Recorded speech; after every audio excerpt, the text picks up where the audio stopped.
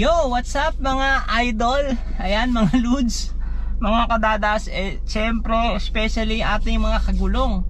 Ayun, so for this week, syempre dito na naman tayo sa ating trabaho, sa ating Grab Airport. Ayun, at syempre shout out sa ating mga sumisilip, sa ating mga viewers dyan sa Luzon, Visayas, Mindanao, all over the world, di ba? Sa kapwa vloggers natin na gumagawa ng content, even hindi related dito sa ating ginagawa, pero shout out sa inyong lahat. Ayan, di ko na kayo isa-isahin. So for today's vlog, for today's content, ayun, may papakita lang ko sa inyong konting yung 1 week natin straight, kung kumikita ba talaga dito sa Grab Airport, kung magkano ba yung isang week natin, yung 1 week lang na ipakita natin, pasilip lang. Kumikita ba talaga tayo, hindi ba talaga tayo talo sa gas, hindi ba tayo talo sa oras, at syempre paano ba, maraming tanong so ito lang masasabi ko, no, sa isang trabaho naman, syempre natural naman talaga tayong mapagod, natural lang naman talaga tayong mag-spend ng oras, di ba? Even kahit nasa kumpanya ka, di ba? Kasi pag tawag ng supervisor mo, kapag meron ka pang biyahe or even kung ano man yung position mo, kailangan mo talagang extend yung oras mo, at kailangan mo talagang tapusin yung iyong contribution, di ba? So kailangan mo gumawa ng itinerary or even accomplishment report, no? Sa ganitong proseso naman sa atin dito sa Grab, hawak naman natin yung oras natin. Pwede tayong magpahinga, pwede tayong matulog, pwede tayong magmerienda, anumang oras na gusto natin, pag wala tayong booking. At the same time, mas hawak mo yung oras mo, di ba? Reliable ka sa ganitong sa lahat ng aspect, no? Ayun, pwede kang umuwi kapag kumita ka na, kahit maaga pa. Umuwi ka na kung wala ka pang kita, pwede kang mag-extend, di ba? So, yun, marami nagtatanong kung hindi ba daw talaga ako lugi, hindi ba talaga talo sa gas pag bumabiyahe ako ng malayo tapos bumabalik ako ng airport. So kung hindi naman natin gagawin yon, at kung hindi tayo magbabaka sakali, at kung hindi natin susubukan, kung iisipin palagi natin yung negative, wala talaga tayong kikitain. By the end of the day, tayo rin ang talo, di ba? So ako naman kasi malakas ang loob ko. Unang-una, yung ginagamit kong sasakyan nito is napakatipid sa gas. Unang-una, matipid sa gas. Pangalawa, ngayon kapag madaling araw kasi or even late night na, ay kadalasan alam niyo naman walang traffic. So nilalaban ko talaga, bumabalik talaga ako ng airport.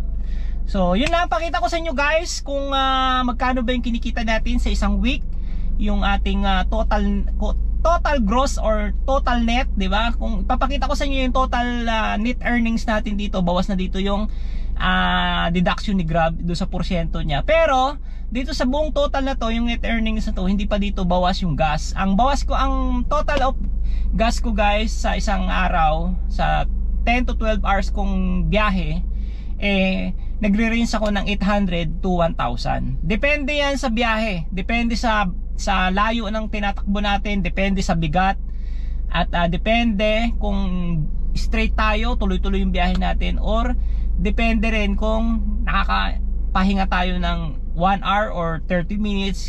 Lahat yan depende. Kasi may meron tayong malakas yung konsumo natin, 10 hours lang or 8 hours lang. Pero dire-diretso yun. Tapos puro malalayo. Meron naman tayo nag-duty tayo ng 10 to 12 hours, pero matipid yung gas natin. Bakit? Kasi nakakahinto tayo, nakakapahinga tayo ng 30 minutes or even 1 hour. So pinapatay natin yung konsumo natin dito sa kotse, pinapatay natin yung makina. At the same time, siyempre pag patay yung makina, papatay mo, wala na, hindi mo magagamit yung aircon. So matipid siya. Kaya lang yun lang ang consequences kapag ganon. Siyempre matumal yung biyahe natin, konti lang kita natin. Okay, so marami tayong discussion about dyan. Lahat nakadepende talaga, no? Depende sa ginagamit mong kotse, depende sa ginagamit mong kung ano yung design mo sa pagdadrive, kung mabigat ba yung paa mo o magaan, di ba? Lahat yan nakadepende. So ito, pakita ko na lang sa inyo guys yung aking revenue for last week. So pakita ko sa inyo. Yan, kita ba? Yun, kita naman, di ba? Ayun. So punta tayo dyan sa earnings. Punta pa rin tayo dito sa earnings. Ayan. Punta tayo dyan sa booking. Ayan, dyan yung makikita yun eh. Ayan. So ayan. Yung biyahe ko nung Monday, yan, nakatatlong booking lang ako. Pero tingnan nyo naman kung magkano yan. 2,196. Ayan. First booking ko ay alas 4 ng hapon sa Grab Boat. Tapos sunod ay 7:18 ng gabi. Tapos pangatlo ay 8:51 ng gabi. Ito malayo kasi ito eh, sa San Mateo to guys. So pagpasok ng alas 12, which is Tuesday na yan. Ayan. So yan, nakalimang jobs tayo. Yun. Ito kasi 11:29, pero ang counted na to is ano na, Tuesday na ng morning. Kasi natapos ko yan ay 12:30 na yata. Ay no 12:10 mga ganon. Yan. So yung pangalawa natin 112 Grab Boat. Tapos 129 Grab Boat pa rin yan, Terminal 3. Tapos 2:16 AM, ayan, Grab Boat pa rin yan, Terminal 3. Tapos pauwi na tayo guys. May aksidenteng pumasok sa atin, Grab Boat sa Terminal 2. Ayan, puro cash yan. So yung excuse me po. Yung biyahe natin dyan, ang total na yan guys, ay dyan natin makikita. Yan 4,716. Ayan, ang biyahe ko na to ay, ang malis ako dito sa bahay ay 3 PM. So almost 13 hours yan. Kasi natapos ako dyan ay alas 4 na. So 13 hours na, 13 hours. Kasi kung 3 to 3, 12 hours. So na-extend tayo ng isang oras. So 13 hours yan. Yan, 4,716. Naka 8 jobs tayo dyan. Ayan, makikita nyo. So pupunta tayo ngayon. Ito na yung exciting part. Pupunta tayo ngayon nung last week na biyahe ko, yung 8 to 14 last week yan. So ngayon kasi ay mag-start tayo ng 15 to 21 hanggang ano to, hanggang linggo. Ayan, from Monday to Sunday. Ito naman from Monday to Sunday, ganun pa rin, 'di ba? So tingnan natin. Ayan na, surprise kung magkano kinita ni Dada for the last week, yung weekly natin. Ayan, 1 week lang, pakita ko lang sa inyo. At sana walang magbasa akin, no, kung bakit ko pinapakita. Pinapakita ko to guys kasi para matigil na yung mga question na lugi ba talaga ako o hindi sa ganitong biyahe ko. Ayan. So, depende yan. Ayan. Ayan na, pipindutin na natin. Boom! Yan. So, naka 36 jobs tayo dyan. Ayan. Naka 36 jobs tayo dyan. Magkano kinita natin? Ayan, 20,417. So, ayan.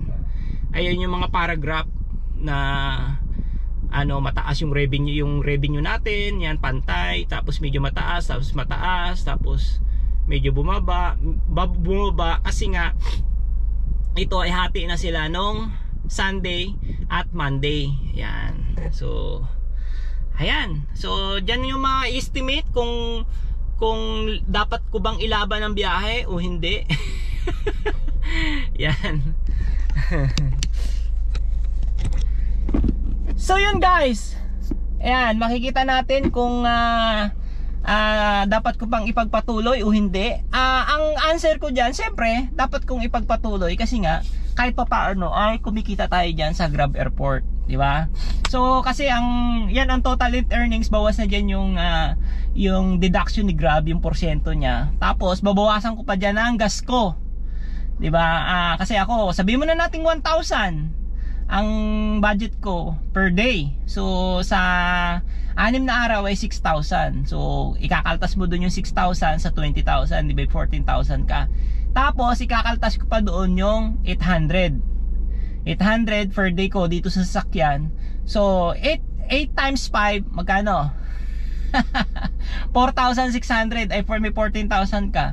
So meron akong 9,000. Sabi mo na 9,000. Tapos ikaltas ko pa doon yung sahod ko sa sarili ko na 500, di ba? Sa 9,000 kaltasin mo yung 500 na sahod ko, 3,000 sa isang week. So meron akong 6,000. So yung 6,000 na yun natin, yun yung pang budget natin. Tapos nagtatabi rin ako doon para dito sa maintenance ni Desire. So, di ba?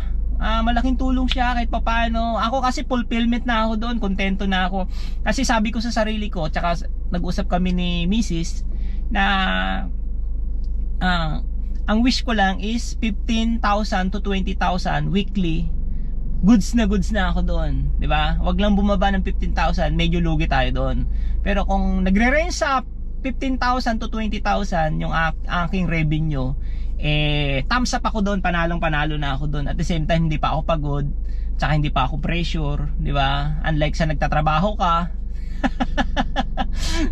marami mga difficulties, pressure, 'di ba? Marami kang mabubwisit ka, 'di ba? So dito kasi siyempre enjoy mo lang. Tsaka 'yun. Kontento ako kung ano yung meron ako, kung magkano yung kinikita ko sa isang araw. At the same time, nakakatabi ako ng budget, siyempre. Siyempre yung SS natin, tsaka Pag-ibig, ituloy natin 'yan. Ayusin dapat natin para tuloy-tuloy yung ating life insurance, di ba?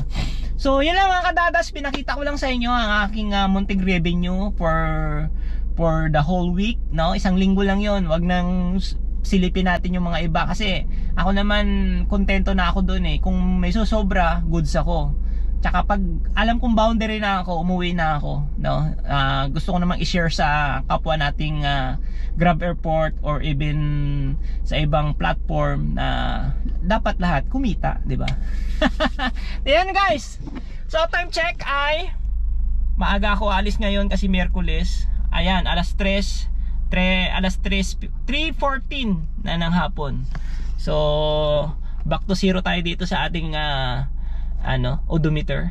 Ayan, yung trip A natin, kung nakakailang kilometers tayo ngayon. Okay, so yun lang mga kadadas, mga kagulong. Update ko kayo mamaya kung ano yung pwedeng mangyari, kung kikita ba tayo ngayon at kung hindi, di ba? Doon sa inyong comment palagi sa akin.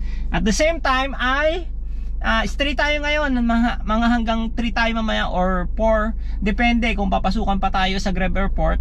Pero kung hindi na, bababa ako ng maaga. So ganun lang, pero straight tayo ngayon. Yan, basta hanggang madaling araw. Alright, God bless, ingatan lahat. Salamat sa inyong support. Ito muli si Dadas na nagsasabing kaya natin yan, enjoy lang sa biyahe. Alright. So yun, magandang umaga muli mga kadadas, mga kagulong. Ayan, update tayo at pauwi na rin tayo ngayon. Time check ay 3:03 na ng umaga. Ayan, at update tayo sa ating booking. Ayan guys, kaninang Miyerkules, kasi ngayon ay Huwebes na, so nakatatlong booking lang tayo. Pero ang lalaki ng booking na yan. Yung first booking natin ay 5:37, next booking natin ay 9:44, at yung last booking natin ng Miyerkules ay 10:26. Nag-gross tayo dyan ng 1906. Ay, nag-net pala tayo dyan ng 1906. So pagdating naman ng Miyerkules ay ng Huwebes, pagdating ng Huwebes, ito na guys yung ating booking. Ayan, so first booking natin ay 12:01. Yan, Pares Grab Boat yan sa Terminal 3. Shout out, salamat sa binigay mong booking, sir. Tapos second booking natin ay 2. Yan, so pauwi na tayo ngayon, nandito na tayo ngayon sa C5. So yun lang mga kadadas, mga kagulong. Alright, ang ganda ng biyahe natin kahit pa paano. Almost kulang-kulang 3.6 din, di ba? 3.6, 1901 and then 1734. Yan, so 3.6 din. Tapos may tip pa yan, so hindi na natin sisama yung tip. Ayan.